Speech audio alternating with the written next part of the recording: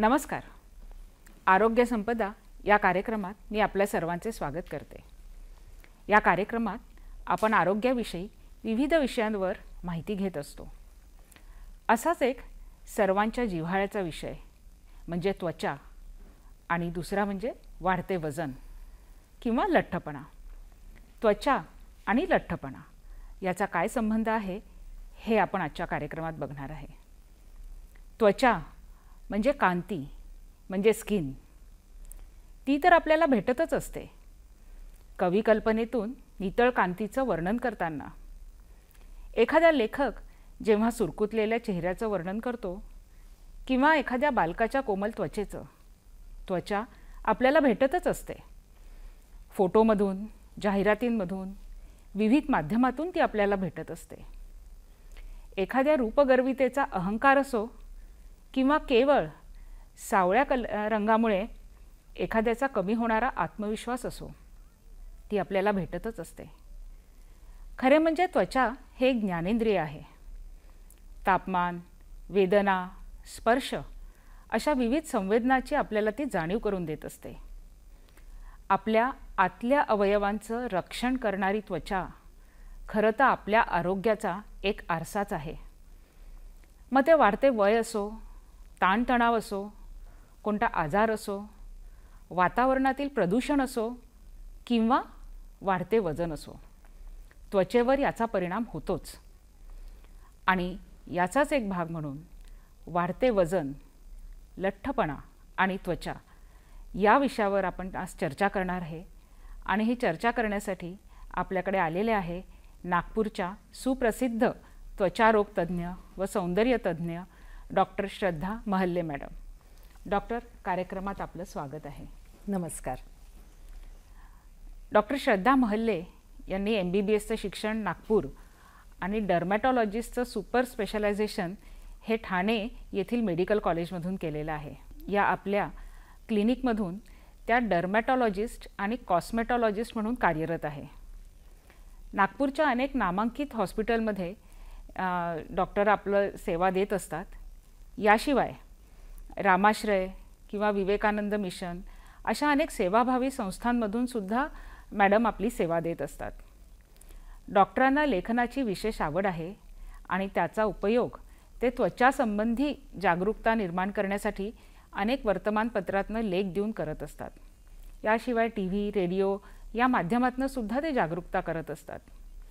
अनेक कॉन्फरन्सेसमधून सुद्धा मॅडमनी आपले विचार मांडलेले आहे. अशा या सुप्रसिद्ध मॅडम आज आपल्याशी चर्चा करणार आहे लठ्ठपणा आणि त्वचा. मॅडम, आपलं पुन्हा एकदा स्वागत. आणि आता चर्चेला सुरुवात करूया. आजकाल आपण पाहिलेलं आहे की त्वचा या संबंधित प्रत्येकजण खूप जागरूक झालेला आहे. विशेषतः स्त्रिया किंवा तरुणी यांना आपल्या त्वचेची खूप काळजी असते. तर सगळ्यात पहिले तुम्ही सांगा की त्वचा आणि आरोग्य याचा काय संबंध आहे? त्वचा आणि आरोग्याचा एक घनिष्ठ संबंध म्हणता येईल. म्हणजे जर त्वचा आपण बघितली तर हा आपल्या शरीराचा सर्वात मोठा अवयव आहे. आणि त्वचा, तुमची निरोगी त्वचा हे तुमचं निरोगी शरीर दर्शवत असते.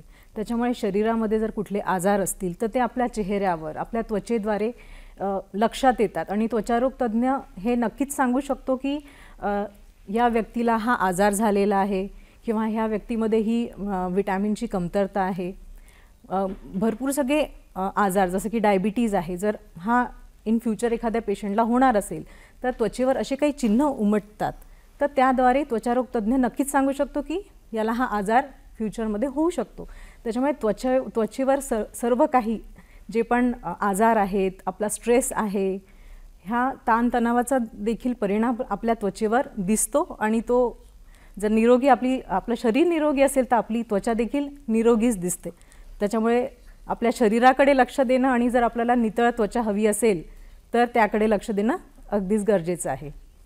हे खूप महत्त्वाचं सांगितलं आहे डॉक्टरांनी आज आपल्याला की जर आपल्याला सुंदर त्वचा हवी असेल तर आपलं आरोग्य आपल्याला निरोगी ठेवणं खूप गरजेचं आहे.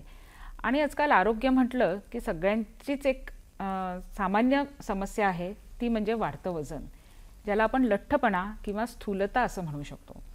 तर डॉक्टर, आम्हाला सांगा की स्थूलता आणि त्वचा याचा काय संबंध आहे? वाढलेल्या वजनामुळे भरपूर असे त्वचारोग होताना दिसतात, त्वचेचे डिसऑर्डर्स होताना दिसतात. ह्यामध्ये काय होतं की जसं वजन वाढतं तर त्यामुळे वजन वाढल्यामुळे फ्रिक्शन इंड्यूस काही त्वचारोग, घर्षणामुळे होणारे, ज्याला फ्रिक्शनल डर्मेटायटिस म्हणतो, हे होताना दिसतात. काही इन्फेक्शन्स वाढलेले असतात याच्यामध्ये. शरीरावर तैलीय ज्या ग्रंथी असतात त्या वाढताना दिसतात, त्याच्यामुळे त्वचा तेलकट होऊन पिंपल्सचं प्रमाण वाढताना दिसतं अशा पेशंट्समध्ये. ट्रान्सइपिडर्मल वॉटर लॉस कमी झाल्यामुळे तिथे काही पेशंटची त्वचा ही ड्राय होते, त्याच्यामुळे इन्फेक्शनचा प्रादुर्भाव त्याच्यात वाढू शकतो. आणि जर तुम्ही बघाल तर वजन वाढीमुळे काही जे काळ्या रंगाचे चट्टे तुम्ही बघाल आजकाल खूप कॉमन झालेले आहेत त्वचेवर, जिथे की जसं मानेवर आहे, जिथे स्किन फोल्ड होते, जसं जांघेमध्ये, बगलेमध्ये, तर असे चट्टे देखील वजन वाढीमुळे येताना दिसतात. त्याच्यामुळे पेशंट्स येणारा हे काळे चट्टे घेऊन येतो आणि त्याच्यानंतर आपण त्याला सांगतो की अरे हे वाढलेले तुझे जे चट्टे आहेत ते वजनाशी रिलेटेड आहे, त्याच्यामुळे त्याचं काउन्सिलिंग करणं हे त्यावेळेस खूप महत्त्वाचं राहतं. म्हणजे त्वचेवर आपल्याला जर काही असं निदर्शनास आलं तर आपल्याला केवळ त्वचा नाही तर आपलं पूर्ण आरोग्य याची काळजी घेणं गरजेचं आहे, बरोबर? हो, नक्कीच. तर मग या अशा लठ्ठपणामध्ये जसं आता त्वचेचे काही समस्या आपल्याला जाणवतात, तर काही विशिष्ट इन्फेक्शन्स किंवा फंगल इन्फेक्शन्स याचं पण प्रमाण या व्यक्तींमध्ये जास्त आढळून येतं का? आणि शरीराच्या कुठल्या भागाची अशा वेळेस त्यांनी विशेष काळजी घ्यायला पाहिजे? हो, नक्कीच. लठ्ठ लोकांमध्ये बॅक्टेरियल इन्फेक्शन, ज्याच्यात फरंकल आहे, फॉलिक्युलायटिस आहे, याचं कन्व्हर्शन काही दिवसांनी सेल्युलायटिसमध्ये देखील होताना मी बघितलेलं आहे. कारण की जे डायबिटिक पेशंट्स असतात, ज्यांना ब्लड प्रेशर राहतं, तर अशा व्यक्तींमध्ये सेल्युलायटिसचं प्रमाण वाढताना दिसतं. कारण ऑलरेडी रोगप्रतिकारशक्ती कमी झालेली असते आणि इन्फेक्शन्स हे फार इझिली लठ्ठ लोकांमध्ये होताना दिसतात. त्याचबरोबर फंगल इन्फेक्शन, ज्याच्यामध्ये कॅन्डिडियल इन्फेक्शन, टीनिया इन्फेक्शन हे फार वाढलेलं असतं, जिथे स्किन फोल्ड होते, दुमडीच्या जागेंमध्ये, जसं जांघेमध्ये, बगलेमध्ये हे इन्फेक्शन फार इझिली होतात, जिथे की घाम जास्त मुरतो ज्याला म्हणतो. आणि जिथे घाम मुरतो तसं त्या जागेवर एक पोषक वातावरण निर्माण होतं आणि मग तिथे हे सगळे इन्फेक्शन आपलं घर करून बसतात आणि हे वारंवार इन्फेक्शन्स त्या लोकांना होतात. तर त्याच्यामुळे ह्या ज्या लठ्ठ लोक आहेत तर त्यांनी काही डस्टिंग पावडर्स असतात, घाम शोषून घेणारे असे पावडर्स असतात, त्याचा वापर करायला हवा. ज्यांना फंगल इन्फेक्शन वारंवार होत आहे त्यांनी सुती कपडे घालायला हवे. तर ह्या सगळ्या गोष्टींकडे लठ्ठ लोकांनी विशेषतः काळजी घ्यायला हवी. ज्यांची स्किन ड्राय होते आहे तर थंडीच्या वेळेस त्यांनी मॉइश्चरायझर लावायला हवं. तर ह्या सगळ्या गोष्टींनी लठ्ठ लोकांनी देखील थोडंसं त्याकडे लक्ष द्यायला हवं, कारण की इन्फेक्शन्सचं जे प्रमाण आहे ते लठ्ठ लोकांमध्ये जास्त करून आपल्याला दिसून येतं. खरंच. आणि विशेषतः जसं तुम्ही सांगताय की काही जागांमध्ये ह्याचं प्रमाण जास्त असतं आणि बरेचदा या नाजूक जागांचं दुखणं म्हणतात ते स्त्रिया लगेच शेअर करत नाही डॉक्टरशी.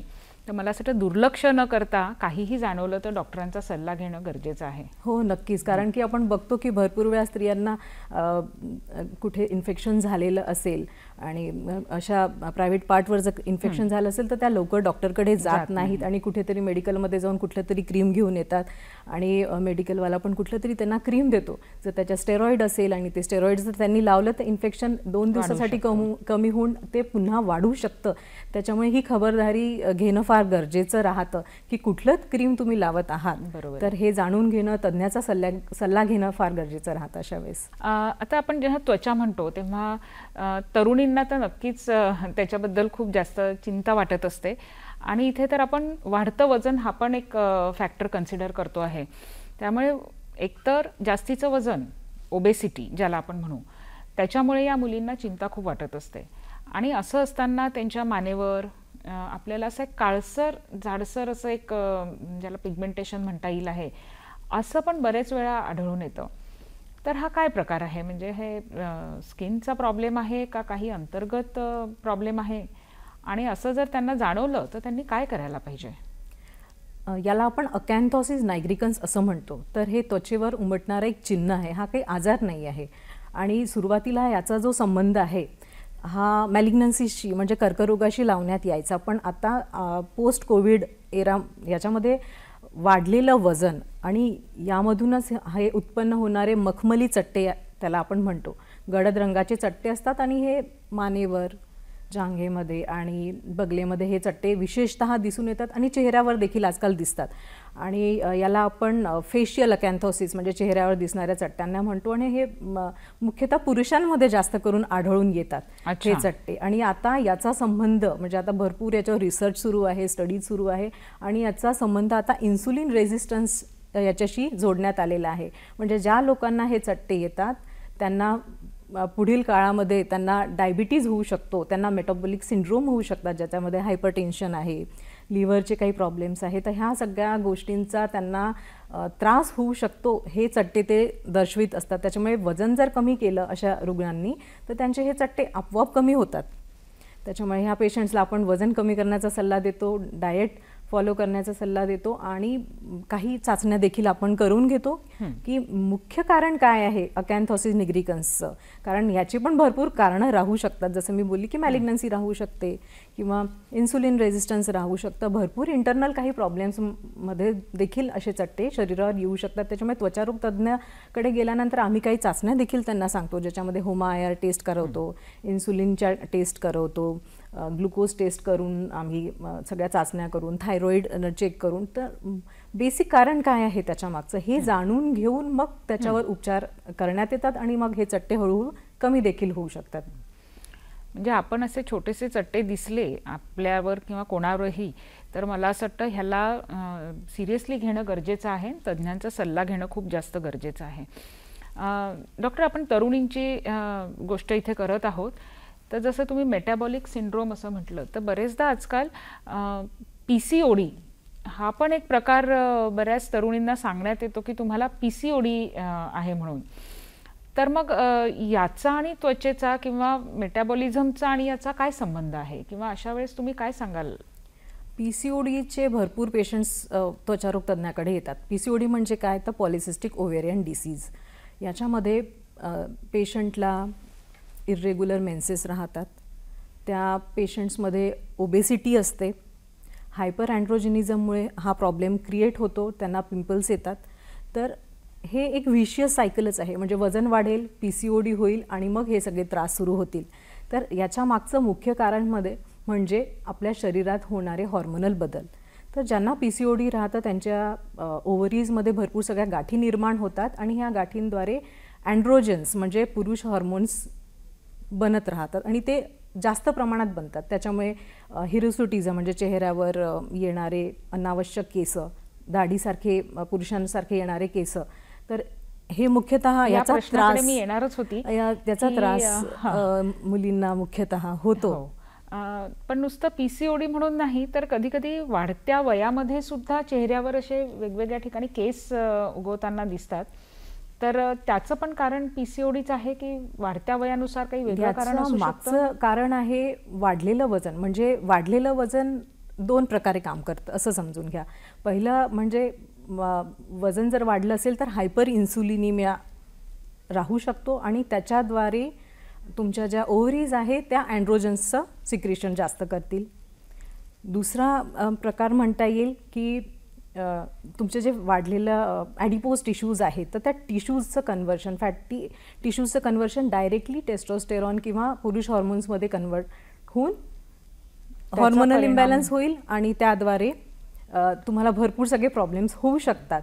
जसं की त्यांनी देखील वजन वाढू शकतं. जसे पुरुषांमध्ये आपण बघतो की मेल हॉर्मोन्स वाढल्यामुळे त्यांना टक्कल पडतं, तसं स्त्रियांमध्ये देखील टक्कल पडू शकतं.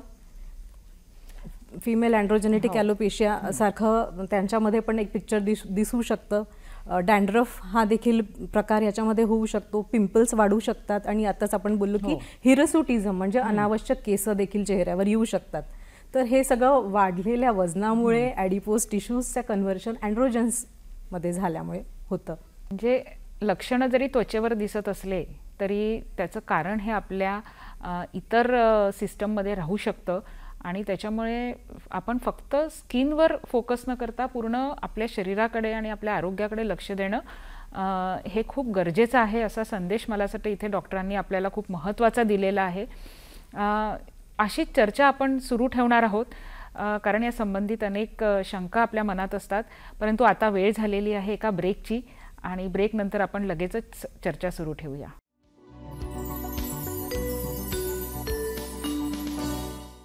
थोड्याशा विश्रांतीनंतर आपल्या सर्वांचं पुन्हा एकदा स्वागत. वाढतं वजन किंवा लठ्ठपणा हा केवळ मोठ्यांचाच आजकाल प्रॉब्लेम राहिलेला नसून आपण बघतो की लहान मुलांमध्ये सुद्धा आजकाल चाइल्डहूड ओबेसिटी दिसते. पुन्हा त्यांचं खेळतं वय असतं, धुळीमध्ये खेळत असतात, कदाचित स्वतःची स्वच्छता देखील एवढी ठेवत नसेल. तर लहान मुलांमध्ये म्हणजे चाइल्डहूड ओबेसिटीमध्ये सुद्धा या लठ्ठपणाशी संबंधित काही त्वचेवर समस्या येतात का, आढळून येतात का, आणि पालकांनी मग त्याची काळजी कशी घ्यायला पाहिजे? हो, चाइल्डहूड ओबेसिटी ही आजकाल वाढताना दिसते. म्हणजे लहान मुलांमध्ये लठ्ठपणा आधी आपण कधी बघितलेलाच नाही. आता रिसेंटली आपण बघतोय की कोविड, पोस्ट कोविड आपल्याला लक्षात येईल की वजन वाढलेले आहेत लहान मुलांचे. एक तर बैठे खेळ खेळतात, ते मैदानी खेळांचा अभाव झालेला आहे. कुठेतरी एक स्ट्रेस लहान मुलांवर येताना दिसतोय, म्हणजे पालकांकडूनही येणारा स्ट्रेस आहे. खूप सगळ्या परीक्षांचं ओझं, त्यांचा जो डाएट आहे, त्यांना जो टिफिन जो आपण देतो आहे त्याच्यातून न्यूट्रिशनल व्हॅल्यूज त्याच्यातल्या अन्नातल्या कमी झालेल्या आहेत. तर ते एक रिझन फार महत्त्वाचं आहे की त्यांना न्यूट्रिशनची कमतरता, कुठेतरी विटॅमिन्सची कमतरता कुठेतरी होताना जाणवते आहे. त्याच्यामुळे अजून पालकांना असं वाटतं की मी याला कसं लठ्ठ करू, पण भरपूर वेळा सुदृढ बालक, लठ्ठ बालक, गोंडस बालक याचा अर्थ असा नाही की ते हेल्दी आहे. ह्या सगळ्या गोष्टी, त्याच्यामुळे पालकांनी देखील हे जाणून घेणं तेवढंच महत्त्वाचं आहे की माझ्या बाळाला ओबेसिटीचा त्रास तर सुरू झालेला नाही आहे. कारण की लहान मुलांमध्ये ओबेसिटीचे, लठ्ठपणाचे कारणं भरपूर राहू शकतात. थायरॉईड राहू शकतं, अनुवंशिकतेने देखील ते होऊ शकतं, भरपूर काही सिंड्रोम्स राहतात. तर अशा वेळी जेव्हा पालकांच्या लक्षात येईल की मुलाचं वजन वाढते आहे, तर तज्ज्ञाचा सल्ला घेणं, म्हणजे एंडोक्रायनॉलॉजिस्टकडे एकदा त्याला दाखवून काही इंटरनल प्रॉब्लेम्स तर सुरू झालेले नाही आहेत का हे जाणून घेणं तेवढंच महत्त्वाचं आहे. जसंच मी आधीच थोड्या वेळ आधी बोलली की लठ्ठपणामुळे फ्युचरमध्ये भरपूर सगळे प्रॉब्लेम्स या लोकांना होऊ शकतात. म्हणजे काही स्टडीज तर अशा झालेल्या आहे की ज्या स्त्रियांना म्हणजे गर्भधारणेच्या वेळी ज्यांना अकॅन्थोसिस, जे काळे चट्टे आले होते आणि त्यांना जेस्टेशनल डायबिटीज झालं होतं, तर त्याचं रूपांतर 5 वर्षांनंतर डायबिटीजमध्ये झालं आणि फ्युचरमध्ये त्या बालकाला देखील डायबिटीज झाला. तर ह्या सगळ्या गोष्टींमुळे जर आपल्याला माहिती असतील तर लहान मुलांमध्ये निर्माण होणारी जी ओबेसिटी आहे, जर त्याला आपण वेळीच आळा घातला तर आपण आपल्या फ्युचर जनरेशनला भरपूर सगळ्या आजारांपासून मुक्त करू शकतो. हो, बरोबर आहे. पण मुलांमध्ये काही त्वचेवर तुम्हाला दिसतं का की जे मुलं ओबीज आहेत? हो, तर त्यांच्या त्वचेवर देखील म्हणजे काळे डाग आलेले असतात. मानेवर विशेषतः काळे डाग येताना दिसतात. त्यांना स्ट्रेच मार्क्स जास्त असतात, म्हणजे पोटावर, छातीवर, पाठीवर स्ट्रेच मार्क्स आलेले असतात. स्थूलता वाढल्यामुळे त्यांना, म्हणजे कंटिन्युअस बसल्यामुळे म्हणता येईल, तर भरपूर वेळा कॉर्न, कॅलायसिस ह्याचा त्रास देखील होताना मी पेशंट्सला बघितलेला आहे. तर लहान मुलांमध्ये स्ट्रेच मार्क्स हे एक कॉमन आहे. म्हणजे पालकांनी याबाबत सतर्क ठेवणं गरजेचं आहे. हो डॉक्टर, त्वचेच्या संबंधात तशीच आजकाल खूप जागरूकता आलेली आहे. अनेक ठिकाणून काही बरोबर काही चुकीची माहितीसुद्धा लोकांना उपलब्ध असते आणि अशा वेळेस काही जे स्किनचे प्रॉब्लेम्स आहेत, जसं आपण ज्याला मोज म्हणतो किंवा व्हेरिकोज व्हेन्स म्हणतो, तर हे आणि लठ्ठपणा असं जर तुमच्याकडे आलं तर तुम्ही त्यांना काय सल्ला देता किंवा एक डर्मॅटॉलॉजिस्ट म्हणून तुम्ही त्यांच्या या समस्येवर काय उपाययोजना सांगता? हो, मोस ज्याला आपण स्किन टॅग्स म्हणतो, तर ही एक कॉमन समस्या आहे. आजकाल भरपूर सगळे पेशंट्स माझ्याकडे येतात की माझ्या मानेवर मोस आलेले आहेत, तर ह्याच्यासाठी काय करायला हवं. तर आमच्याकडे ह्याच्यासाठी ट्रीटमेंट्स तर उपलब्ध असतात, पण हे देखील वजनाशीच याचा संबंध असतो. वजन वाढल्यामुळे, घर्षणामुळे हे मोस होतात. काही अनुवंशिक कंडिशन्समुळे देखील मोस होऊ शकतात. तर यासाठी आपण त्यांना रेडिओ फ्रिक्वेन्सीद्वारे किंवा लेझरद्वारे आपण ते वाढलेले मोस कमी करू शकतो. आणि दुसरं तुम्ही मला आताच बोलले की व्हेरिकोज व्हेन्स, तर लठ्ठ लोकांमध्ये व्हेरिकोज व्हेन्सचा त्रास जास्त असतो. म्हणजे वजन वाढल्यामुळे, प्रेशरमुळे जे नसा असतात तर त्या कुठेतरी कमजोर होतात. त्याच्यातले जे वॉल्व्ज असतात ते कमजोर होऊन त्याच्यातून ब्लड जे आहे ते लीक होतं आणि ते त्वचेपर्यंत येतं. आणि हळूहळू त्वचा ड्राय होते. ड्रायनेस नंतर त्याचा एक्झिमामध्ये रूपांतर होतो आणि काही वर्षानंतर त्याच्यात अल्सर्स देखील होतात आणि दाब अल्सर ज्याला म्हणतो, तर हे देखील लठ्ठ लोकांमध्ये जास्त करून आढळून येतं. तर अशा वेळेस वजन कमी करणं आणि ह्या सगळ्या गोष्टींना आळा घालणं हे सर्वात महत्त्वाचं असतं. बरोबर आहे. व्हेरिकोज व्हेन्स बद्दल कदाचित लोकांना खूप माहिती नसेल आहे आणि आता तुम्ही सांगताय की ते बऱ्यापैकी त्याच्यामध्ये समस्या येतात. तर त्वचेवर अशा कोणत्या गोष्टी आल्या की त्यांना जाणवलं पाहिजे की कदाचित ही व्हेरिकोज व्हेन्सची सुरुवात तर नाही आहे, तर त्याचे अर्ली साईन्स काय आहे की जे त्वचेवर आढळून येतील आणि मग त्यांनी योग्य तो सल्ला लगेच घ्यायला पाहिजे की ज्याद्वारे ही समस्या पुढे जाणार नाही? त्वचेवर तुम्हाला जाणवेल की जेव्हा व्हेरिकोज व्हेन्स होतं तेव्हा त्या व्हेन्स आपल्याला दिसायला सुरुवात होते. फुगलेल्या व्हेन्स आपल्याला दिसतात. शरीराच्या कुठल्या भागावर? पायावर युजली त्या आपल्याला दिसतात. आणि तुमच्या लक्षात येईल की त्या रुग्णांमध्ये जे पाय असतात त्याच्या सूज आलेली जास्त करून आढळते. काही पेशंट्स अशा कंडिशनमध्ये येतात की ज्यावेळेस त्यांची त्वचा जी आहे ड्राय झाली असते. जसं मी म्हटलं, ब्लड जे आहे ते त्वचेपर्यंत जातं आणि ते लीक होतं. तर त्यांच्या त्वचेवर असे लाल रंगाचे किंवा तांबड्या रंगाचे चट्टे आलेले असतात. काही पेशंट्सला अल्सर्स देखील निर्माण तिथे झालेले असतात. तर सुरुवातीच्या काळामध्ये नुसतं ड्रायनेस दिसेल आणि ड्राय चट्टे, तांबड्या रंगाचे चट्टे, लाल रंगाचे चट्टे अशा वेळेस दिसतील आणि ज्या व्हेन्स आहेत फुगलेल्या दिसतील. तर लगेचच डॉक्टरांकडून सल्ला घेणं त्यावेळेस गरजेचं राहतं, कारण ह्या कंडिशनचं रूपांतर मग पुढे अल्सर्समध्ये होऊ शकतं. त्याच्यामुळे याच्याकडे कानाडोळा करून चालणार नाही. बरेचदा तर पायाकडल्या समस्येकडे पुष्कळांचं लक्ष देखील जात नाही. हो, आणि त्याच्यामुळे मला असं वाटतं हे काही लक्षात जर आलं आपल्याला. आणि डायबेटिक पेशंट्स ह्या सगळ्या गोष्टींना म्हणजे त्यांना इन्फेक्शनचा त्रास जास्त राहतो. तर डायबेटिक आहे, हायपरटेन्सिव्ह पेशंट्स आहे, तर ह्या लोकांनी तर विशेषतः आपल्या पायाकडे लक्ष द्यायला गरजेचं आहे. बरोबर आहे. आपण ओबेसिटीबद्दल बोलत आहोत आणि आपण इथे डायबिटीज, हायपरटेन्शन किंवा आता तुम्ही व्हेरिकोज व्हेन्स म्हटलं, म्हणजे अनेक आजार आपण इथे एकत्रितपणे बघतो आहे आणि आपल्याला माहिती पण असतं की लठ्ठपणासोबत विविध आजार असतात. तर या आजारावर आपण औषधं घेत असतो.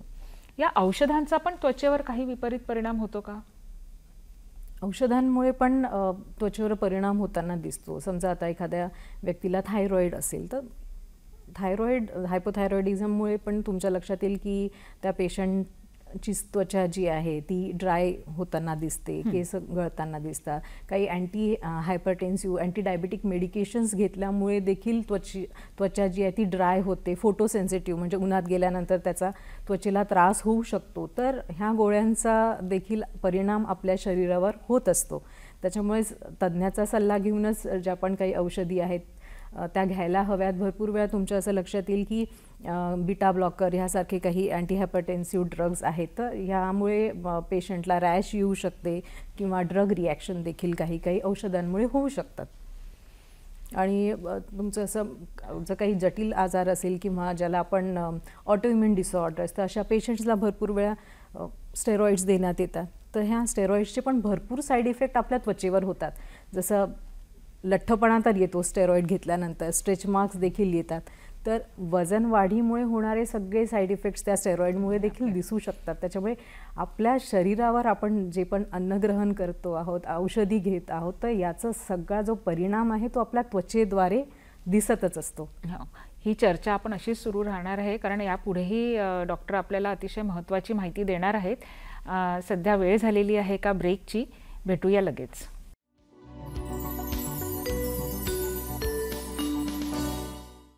ब्रेकनंतर आपल्या सर्वांचं पुन्हा एकदा स्वागत आहे. आपण चर्चेमध्ये वारंवार लठ्ठपणा हा एक शब्द वापरत आलेलो आहोत. आजचा विषयच मुळी आपला तो आहे किंवा स्थूलता ज्याला असं म्हणतात. तर डॉक्टर आम्हाला सांगा की लठ्ठपणा ह्याचे काही परिमाण आहेत का की ज्याच्याद्वारे आपण कमी लठ्ठ, जास्त लठ्ठ असं काही म्हणत असतो, किंवा बरेचदा असं म्हणतात की खाऊन पिऊन सुखी आहो. तर हा लठ्ठपणाला तुम्ही कसं काय मेजर करता, किंवा पेशंट आला तर तुमच्या डायग्नोसिस करताना तुम्ही काय परिमाण वापरता? लठ्ठपणा म्हणजे अधिक चरबी असणे, एक रॉ डेफिनेशन म्हणता येईल. पण ह्याच्यासाठी BMI म्हणजे बॉडी मास इंडेक्सद्वारे आपल्याला लठ्ठपणाला परिभाषित करता येऊ शकतं. कारण जोही पेशंट आपल्याकडे येतो त्याला जर आपल्याला समजून सांगायचं असेल की नाही तू लठ्ठ आहे ना, किंवा तुझं ओव्हरवेट आहे, तर यासाठी आपल्याला काहीतरी प्रमाण द्यावं लागतं पेशंटला. तर त्यासाठी आपण बॉडी मास इंडेक्स कॅल्क्युलेट करू शकतो. हा फार इझिली कॅल्क्युलेट करता येतो आणि पेशंट देखील हा कॅल्क्युलेट करू शकतो. आजकाल ऑनलाईन तर ॲप असतातच, त्याद्वारे देखील कॅल्क्युलेट करता येतोच. तर यामध्ये पेशंटचं वेट आणि हाईट याची गरज राहते. तर वेट डिवायडेड बाय हाईट आपण केलं तर आपल्याला BMI आपल्याला त्याद्वारे कॅल्क्युलेट करता येतो. जर BMI 25च्या खाली असेल तर आपण म्हणतो की नॉर्मल आहे.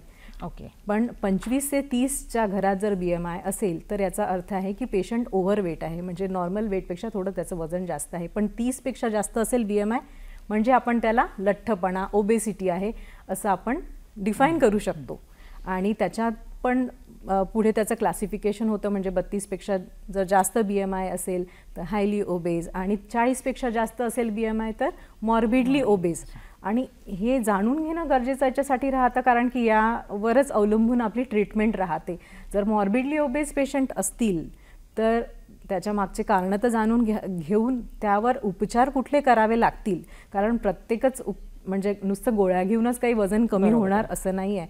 त्याच्या मागचं कारण काय आहे आणि त्या कारणांचं त्याचं उकल करून त्याच्यावर जर ट्रीटमेंट देण्यात आली तर भरपूर वेळा मॉर्बिडली ओबेड पेशंट्समध्ये आपल्याला सर्जरीज हा एक पर्याय राहतो. त्याच्यामुळे हे सगळं जाणून घेणं फार गरजेचं राहतं. BMI काढणं म्हणजे डॉक्टरांनी आता असं सांगितलं, ह्याच्यासाठी आपल्याला फक्त आपली उंची आणि वजन याचाच वापर करायचा आहे. त्याच्यामुळे हे प्रत्येकाने जरी केलं तरी प्रत्येकजण स्वतःला समजू शकतं की मी ओव्हरवेटमध्ये आहे का, मी ॲक्च्युली कोणत्या लेव्हल ऑफ ओबेसिटीमध्ये आहे. तर ही खूप उपयुक्त माहिती डॉक्टर आपण दिलेली आहे. पण पुढे काय, किंवा आजकाल आपण बघतो की पुष्कळ जणांना वेगवेगळ्या प्रकारचे फूड फॅड्स असतात किंवा डाएट प्लॅन्स असतात, किंवा आजकाल जंक फूड खाण्याची एक विशेषतः तरुणींमध्ये जास्त प्रवृत्ती आपल्याला दिसून येते. एकूणच आपण जी आजकालची जीवनशैली म्हणतो ज्याच्याशी संबंधित हे सगळे आजार आहे, तर या संदर्भात तुम्ही आपल्या पेशंट्सना कसं मार्गदर्शन करता? लठ्ठपणाची कारणे म्हणजे जीवनशैली, बिघडलेली जीवनशैली हे मुख्य कारण तर आहेच. तर आजकाल जसं तुम्ही म्हटलं की खूप सगळे डाएट आलेले आहेत, फॅट डाएट ज्याला म्हणतो. आणि आजकाल कसं आहे, लठ्ठ झाल्यानंतर प्रत्येकाला असं वाटतं की माझं वजन एका झटक्यात कमी व्हायला हवं, पण ते शक्य नाही आहे. कारण काहीतरी हॉर्मोनल इम्बॅलन्स झालेला आहे शरीरामध्ये, एक्झरसाइजची कमतरता आहे, स्ट्रेस आहे, ह्या सगळ्या गोष्टींकडे लक्ष द्यायला हवं. आणि भरपूर सगळे फॅट डाएट्स वाढताना दिसतात आहे की किटो डाएट केलं तर माझं वजन 10 किलो कमी झालं. कोणी सांगेल की मी मार्केटमधून शेक आणलेला आहे आणि तो घेतल्यानंतर माझं वजन कमी झालं. मी रात्रीचं जेवण बंद केलं आहे आणि माझं वजन कमी झालं. पण ह्या सगळ्या गोष्टी करताना तज्ज्ञाचा, न्यूट्रिशनिस्टचा सल्ला घेणं पण तेवढंच महत्त्वाचं राहतं. कारण की तुम्हाला रिझन माहिती हवं ना, तुमचं वजन का वाढलेलं आहे. म्हणजे एक्झरसाइजची कमतरता आहे की स्ट्रेस आहे की अजून हॉर्मोनल इम्बॅलन्स. तर ह्या सगळ्या गोष्टी जाणून घेणं तेवढंच महत्त्वाचं राहील. त्याच्यामुळे नुसतंच कुठेतरी ॲडव्हर्टाईजच्या मागे जाऊन कोणी सांगितलं आहे तर हे डाएट फॉलो करून असं करू नये असा माझा सल्ला मी प्रत्येक पेशंटला देते. आणि तज्ज्ञाचा सल्ला घ्यावा, न्यूट्रिशनिस्टचा सल्ला घ्यावा. कारण की जर तुम्ही विचार कराल की रात्रीचं जेवण बंद मी करते आहे तर किती प्रोटीन लॉस, किती डेफिशियन्सीज आपल्या शरीरामध्ये होतील आणि याद्वारे देखील आपल्या शरीराला इजाच होणार आहे. तर कुठलंही डाएट फॉलो करायच्या आधी तज्ज्ञाचा सल्ला घ्यायला हवा. म्हणजे योग्य जीवनशैली, तज्ज्ञांचा सल्ला आणि व्यायाम याची जर योग्य सांगड घातली तर मला असं वाटतं आपण आपल्या वजनावर नक्कीच नियंत्रण ठेवू शकतो. आणि वजन जर नियंत्रित असेल तर सोबत येणारे अनेक आजारसुद्धा आपण प्रिव्हेंट करू शकतो. डॉक्टर, त्वचा म्हटलं की मला असं वाटतं जाहिराती हे त्याचा एक भागच झालेला आहे आजकाल. त्वचेच्या संदर्भात अनेक प्रॉडक्ट्स आहेत ज्याची जाहिरात आपण बघत असतो. जाहिरातीत येणारी दाखवली जाणारी स्किन जी सुद्धा असते ती सुद्धा समोरच्याला भुरळ पाडत असते की माझी पण स्किन अशी व्हायला पाहिजे. तर अशा जाहिरातीतले प्रॉडक्ट्स वापरताना विशेषतः तरुणी आपण काय सल्ला द्याल? मी प्रत्येक येणाऱ्या ज्या यंगस्टर्स मुली असतात तर त्यांना मी नेहमीच सांगते की कुठल्याही जस्ट ॲडव्हर्टाईजच्या मागे जाऊ नका. एखाद्या नटानी किंवा एखाद्या नटीनी सांगितलं की मी हे क्रीम लावल्याने मी गोरी झाली तर प्रत्येकच क्रीम आपल्या त्वचेला सूट होईल असं नाही आहे. आपल्या त्वचेच्या प्रकारानुसार आपल्याला क्रीम निवडणं हे फार गरजेचं राहतं. त्या क्रीममध्ये कुठले इन्ग्रेडियंट्स आहेत ते जाणून घेणं महत्त्वाचं राहतं. कारण की ज्या क्रीम्स ॲडव्हर्टाईजमध्ये आपण बघतो तर त्याच्यात कुठलं क्रीम कुठल्या त्वचेसाठी दिलेलं आहे, ते आपल्या त्वचेला सूट होते आहे की नाही ते जाणून घेणं तेवढंच महत्त्वाचं राहतं. त्याच्यामुळे नुसतंच ब्लाइंडली त्या ॲडव्हर्टाईजला फॉलो करू नये. त्याच्यामागे एक त्वचारोग तज्ज्ञाचा एक सल्ला घेऊन तुम्हाला खरंच त्या क्रीमची गरज आहे का. भरपूर वेळा आजकाल तुमच्या असं लक्षात येईल की यंगस्टर्स ज्या मुली आहेत 15-20 वर्षाच्या, तर ह्या अशा भरपूर क्रीम सर्रास लावताना आपल्याला दिसतात ज्याची की गरज नाही आहे. तुमच्या त्वचेला त्वचा पण कोवळी असते आणि त्याच्यामुळे कुठल्या त्वचेला म्हणजे मॉइश्चरायझर कुठलं यूज करायचं. जर एखादी तैलीय त्वचा असेल आणि त्यांनी जर मॉइश्चरायझर यूज करताना कुठले मॉइश्चरायझर्सचे म्हणजे प्रॉडक्ट्स त्यांनी यूज करायला हवे हे देखील त्यावेळेस महत्त्वाचं राहतं. त्यांना आपण वॉटर बेस्ड मॉइश्चरायझर देतो कारण की जर तैलीय त्वचेवर आपण जर ऑइल बेस्ड मॉइश्चरायझर यूज करू तर त्यांचे पिंपल्स आहेत तर ते वाढू शकतात. तर त्यावेळेस कुठेतरी हे जाणून घेणं महत्त्वाचं राहतं की आपली त्वचा कुठल्या प्रकारात येते आणि आपल्याला कुठले प्रॉडक्ट्स योग्य राहतील. नुसतंच ॲडव्हर्टाईज बघून नाही. आणि आजकाल सगळ्यांना असं वाटतं की माझी त्वचा गोरी दिसायला पाहिजे. हे पण एक फॅडच आलेलं आहे. पण तुमची त्वचा गोरी आहे म्हणजेच ती निरोगी आहे असं बिलकुल नाही आहे. तर त्याच्यामुळे त्वचा ही निरोगी असायला हवी. बरोबर, याच्यामध्ये सर्वच इन्क्लूड आहे. आणि हे तर झालं जाहिरातींबद्दल. पण आजकाल इव्हन आपण औषधांच्या दुकानात गेलो तर पुष्कळ मलम असतात किंवा काही आयुर्वेदिक प्रॉडक्ट्स असतात किंवा लोशन्स असतात आणि छोट्या मोठ्या स्किन प्रॉब्लेमसाठी ते सरळ तिथे जाऊन औषध घेऊन येतात आणि स्वतःच त्याचा वापर करतात. तो किती करायला पाहिजे किंवा किती दिवसपर्यंत तो करायला पाहिजे ह्याची खरं तर त्यांना पूर्ण माहिती पण नसते. तर हे योग्य आहे का? नाही, कुठलेही क्रीम्स जसं मी आत्ताच बोलली चेहऱ्यावर लावणारी क्रीम्स वेगळी असतात. ज्यांना ड्रायनेस आहे, ज्यांना एक्झिमा आहे, ज्यांना सोरियासिस आहे यांचे क्रीम्स वेगळे असतात. त्याच्यामुळे काही पेशंट्स तर नुसतंच स्टेरॉइड क्रीम चेहऱ्याला लावून येतात कारण की अशी क्रीम्स लावल्यानंतर चेहऱ्याची जी त्वचा आहे ती नितळ दिसते, गोरी दिसते. तर त्याच्यामुळे कुठले क्रीम्स कुठे वापरावीत हे जाणून घेणं फार गरजेचं राहतं. नुसतंच तिथे मेडिकलमध्ये लावलेलं आहे आणि ते शोकेसमध्ये आहे आणि हे गोरं होणारं क्रीम किंवा हे पांढरे केस काळे करणारं तेल आहे असं नुसतंच लिहून नुसतेच दावे करून खरंच त्याचं काही कन्फर्म झालेलं आहे का हे जाणून घेऊनच असे क्रीम्स वापरावेत किंवा तज्ज्ञाचा सल्ला त्यावेळेस त्यांनी घेऊन मग अशा क्रीमचा वापर करावा. कारण हे सगळे OTC प्रॉडक्ट्स असतात. त्याच्यामुळे असे क्रीम्स माझ्या मते तरी वापरू नये. तज्ज्ञाचा सल्ला घेऊनच वापरायला हवीत. असे म्हटले जाते की ब्युटी इज स्किन डीप. म्हणजे फक्त त्वचा म्हणजे आपलं सौंदर्य नाही आहे, तर आपलं व्यक्तिमत्व हे आपलं सौंदर्य आहे. आणि आपल्या व्यक्तिमत्वावर जर आपण काम केलं तर आपलं संपूर्ण सौंदर्य सगळ्यांपुढे येऊ शकतं. आणि ह्याच्यामध्ये अजूनही काही चर्चेचे पॉईंट्स राहिलेले आहे जे आपण ब्रेकनंतर घेणार आहोत. वेळ झाली एका विश्रांतीची. भेटूया लगेच.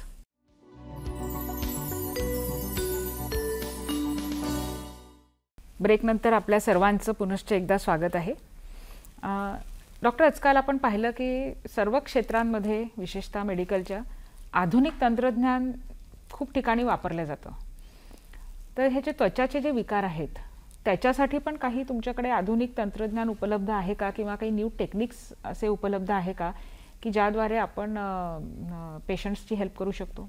हो, नक्कीच. जसं वजनवाढीमुळे आपण आता जे डिस्कशन केलेले आहे की कुठले त्वचा रोग होऊ शकतात, कुठले डिसऑर्डर्स होऊ शकतात. तर जसं आपण बोललं की स्किन टॅग्स होतात ज्याला आपण मोस ज्याला म्हणतो, तर हे आपण लेझरद्वारे काढू शकतो. जे काळे चट्टे ज्याला अकॅन्थोसिस निग्रिकन्स म्हणतो, तर याच्यासाठी स्पेशल ट्रीटमेंट आपण करतो ज्याला आपण पिलिंग ट्रीटमेंट म्हणतो. याच्यामध्ये काही केमिकल्स आपण चेहऱ्याला किंवा जिथे काळे चट्टे झालेले आहेत तिथे लावतो आणि ते काळे चट्टे काही दिवसात कमी होतात. तर काही क्रीम्सच्या माध्यमातून, काही औषधी देखील आपण पेशंटला देतो इंटरनल जे कारण जाणून घेतल्यानंतर. तर काही गोळ्यांद्वारे देखील त्वचेवर होणारे हे आजार आहेत, जे डिसऑर्डर आहे ते आपण नक्कीच कमी करू शकतो. व्हेरिकोज वेन्सवर आपण डिस्कशन केलेलं आहे, तर त्याच्यासाठी देखील काही औषधी, काही क्रीम्सच्या माध्यमातून आपण झालेले आजार नक्कीच आपण कमी करू शकतो. तर अशा भरपूर सगळ्या ट्रीटमेंट्स आपल्याकडे अवेलेबल असतात आणि त्याचा फायदा दर्शकांनी नक्कीच करून घ्यायला हवा.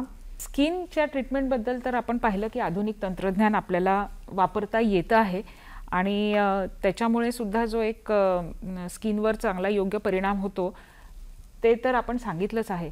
परंतु जो मूळ प्रॉब्लेम आहे की आपण इथे विचार करतोय की ओबेसिटी हा आपला मूळ प्रॉब्लेम आहे, तर त्याच्यावरही काही आधुनिक उपचार पद्धती आहे का, किंवा तुम्ही कशा पद्धतीने या पेशंट्सना एक प्रेरणादायक म्हणा किंवा मोटिवेशनल किंवा कशाद्वारे त्यांनी आपल्या या स्वतःवर कार्य करायला पाहिजे? हो, नक्कीच. त्वचारोग तज्ज्ञाकडे भरपूर अशा नवीन टेक्निक्स उपलब्ध असतात.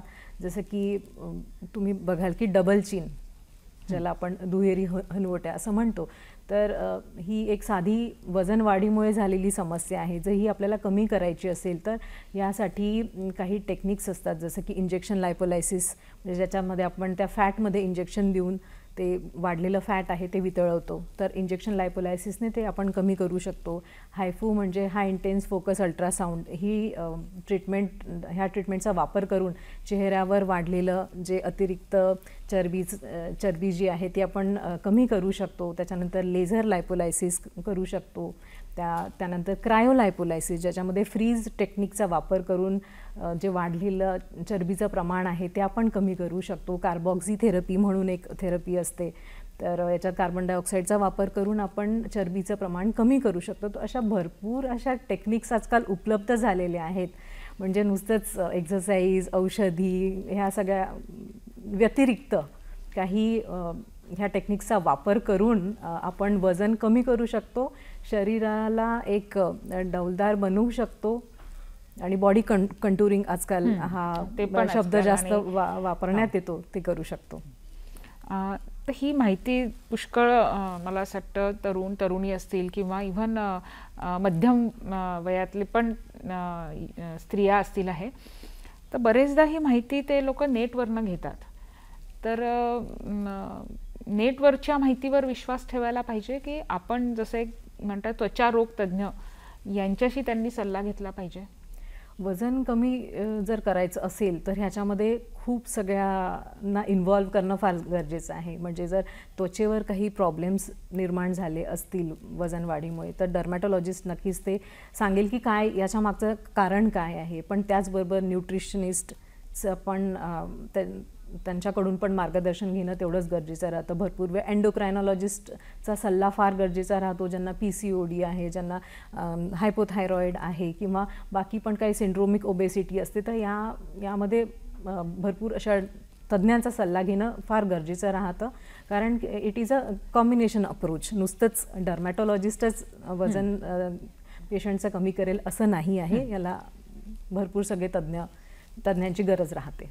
म्हणजे प्रेक्षक हो, आपण बघतो आहे की लठ्ठपणा हा आपल्या शरीरातल्या प्रत्येक अवयवावरच काही ना काही घात करू शकतो किंवा समस्या निर्माण करू शकतो. आणि हे लठ्ठपणा जो आहे हा अगदी लहानपणापासून, ज्याला आपण चाइल्डहुड ओबेसिटी म्हणतो, मग एक किशोरवयीनमध्ये आल्यानंतर त्याला आपण टीनेज ओबेसिटी म्हणतो, मग यंग ॲडल्टमध्ये पण आपल्याला स्थूलता दिसून येते. तर जीवनशैलीचा योग्य वापर करून जर आपण पहिलेपासूनच एक आपलं वजन जे आहे ते आटोक्यात ठेवलं, तर त्वचेच्याच नाही तर इव्हन अनेक इतर आजारांपासून सुद्धा आपण आपलं संरक्षण करू शकतो, असा महत्त्वाचा सल्ला आपल्याला डॉक्टरांनी दिलेला आहे. आणि आधुनिक तंत्रज्ञान जे उपलब्ध आहे त्याची माहितीसुद्धा आपल्याला जर घ्यायची असेल तर आपल्याला ते सुटेबल आहे की नाही किंवा ते योग्य पद्धतीने केल्या जातं आहे की नाही ह्याचीसुद्धा जर आपल्याला मार्गदर्शनाची गरज असेल तर मला असं वाटतं त्वचारोग तज्ज्ञ जे आहे त्यांचं मार्गदर्शन आपण घेणं गरजेचं आहे आणि मगच आपण या उपचार पद्धतीचा वापर केला पाहिजे. सगळ्यांचीच इच्छा असते की त्वचा अगदी निरोगी, नितळ, सुंदर असावी. तर ह्याच्यासाठी कोणत्या गोष्टी कराव्या आणि कोणत्या गोष्टी टाळाव्या याच्याबद्दल तुम्ही काही मार्गदर्शन आमच्या प्रेक्षकांना करू शकाल का? आपल्या त्वचेला नितळ ठेवण्यासाठी सर्वात महत्त्वाचं आहे तुमचा आहार. तर एक सकस आहार सर्वात महत्त्वाचं. आपल्या शरीराला हायड्रेट ठेवणं तेवढंच महत्त्वाचं.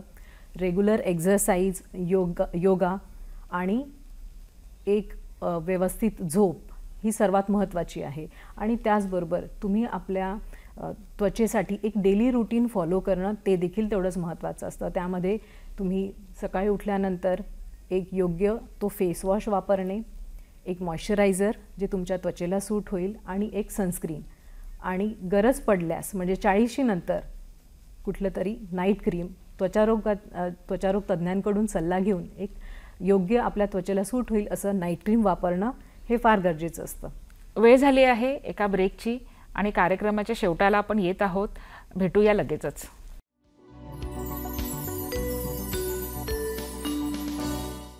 ब्रेकनंतर आपलं पुन्हा एकदा स्वागत. कार्यक्रमाच्या शेवटाला आपण येत आहोत आणि काही महत्त्वाच्या ज्याला आपण म्हणू टिप्स आपण डॉक्टरांकडून घेत आहोत. निरोगी त्वचा आणि एक व्यवस्थित जीवनशैली आणि तसंच व्यवस्थित वजन या तिन्हीबद्दल आपण काही गोष्टी करायला पाहिजे, काही गोष्टी टाळायला पाहिजे, त्या आपण आता मॅडमकडून जाणून घेऊ. ओबेसिटी हा एक लाईफस्टाईल मॉडिफिकेशन आजार आहे. त्याच्यामुळे आपल्या लाईफस्टाईलमध्ये कुठेतरी चुका होतात आहे हे आपण सर्वप्रथम जाणून घेणं सगळ्यात महत्त्वाचं आहे. त्याच्यामुळे आहार निवडताना लीन प्रोटीन, कार्बोहायड्रेटयुक्त आहार पण लो कॅलरी डाएट आपण घ्यायला हवा. त्याचबरोबर साखरेचं प्रमाण कमी करायला हवं. डेअरी प्रॉडक्ट्स आहेत यात थोडंसं प्रॉडक्ट्सचं प्रमाण कमी घ्यायला हवं. तर ह्या सगळ्या आहाराकडे देखील लक्ष देणं तेवढंच गरजेचं आहे. आजकाल जो स्क्रीन टाईम वाढलेला आहे तर तो कुठेतरी मर्यादित करायला हवा. आपल्या एक्झरसाईजकडे रोज 60 मिनिट्स एक्झरसाईज करणं फार गरजेचं असतं, कारण आपलं जे हॉर्मोनल असंतुलन झालेलं आहे त्याच्यामुळे वजनवाढ झालेली आहे. तर याकडे पण लक्ष देणं फार गरजेचं आहे. आणि तरुण वयात होणारी जी वजन वाढ आहे याकडे लक्ष देणं, तरुणांनी लक्ष देणं हे फार गरजेचं आहे, कारण याचे पुढच्या भविष्यात होणारे जे दुष्परिणाम आहेत ते खरंच जास्त आहेत. त्याच्यामुळे तुम्ही निरोगी आहाराकडे लक्ष द्या, कारण तुमचं शरीर आणि तुमची निरोगी त्वचा हाच एक अस्सल दागिना आहे असं आपल्याला म्हणता येईल. खरंच डॉक्टरांनी अतिशय उत्तम असा सल्ला आपल्याला दिलेला आहे की निरोगी शरीर राहिलं तर निरोगी त्वचा असते. आणि सगळ्यात महत्त्वाचा जो याच्यामध्ये भाग आहे तो म्हणजे आपल्या जीवनशैलीचा आहे. तर आपल्या प्रेक्षकांमध्ये जे पालक असतील त्यांनी स्वतः या जीवनशैलीचा अवलंब केला तर कदाचित त्याच सवयी त्यांच्या मुलांना पण त्या लावू शकतील अगदी लहानपणापासून. आणि म्हणजे आपल्याला एक समाजात मुलं तरुण यांच्यामध्ये जी स्थूलता दिसते आहे आणि त्याच्यामुळे येणारे जे त्वचेचे विकार आपल्याला दिसत आहेत त्याच्यावर आपण नक्कीच नियंत्रण करू शकू. आणि इथे तरुण आणि तरुणींनी हे पण लक्षात घेणं गरजेचं आहे की आपली स्वतःची एक जीवनशैली जशी आहे त्याच्यासोबत आपलं स्वतःचं एक जे व्यक्तिमत्व आहे त्या व्यक्तिमत्वाचा जर आपण विकास केला, त्याच्याद्वारे जर आपण आपल्यामध्ये आत्मविश्वास आणला तर तो आपल्या चेहऱ्यावर नक्कीच निरोगी त्वचेसोबत एक आत्मविश्वासाचं तेज पण तुमच्या चेहऱ्यावर दिसेल आहे. आणि ही सगळी माहिती आज आपण इथे आमच्या प्रेक्षकांना दिलेली आहे. आणि नागपूर दूरदर्शनतर्फे आपण या आरोग्य संपदा कार्यक्रमात सहभागी झाल्या, आमच्या प्रेक्षकांना मोलाचं मार्गदर्शन केलं त्याबद्दल मी आपले आभार मानते. धन्यवाद. धन्यवाद.